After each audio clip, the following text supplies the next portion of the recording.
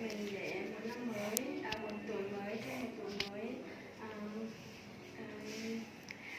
hăng hăng thịnh vượng.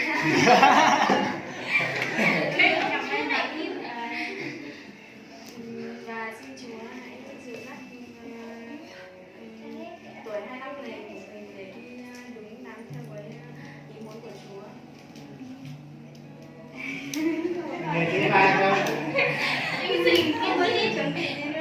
Có lời chăn chối nào không Bây nhỉ? giờ điều thứ ba để cho anh Sinh chia sẻ.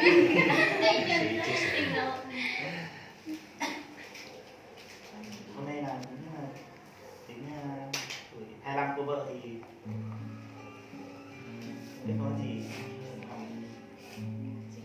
nghĩa sinh nhật cho vợ thì cảm ơn mọi người đã chia sẻ.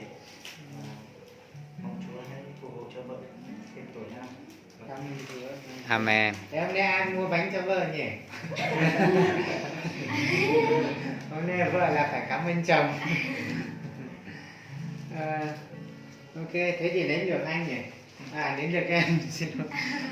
Thì trước khi chúng ta thăm đến thì mình sẽ cùng chia sẻ một chút.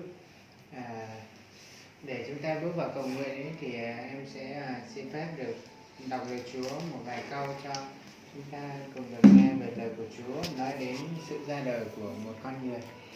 Trong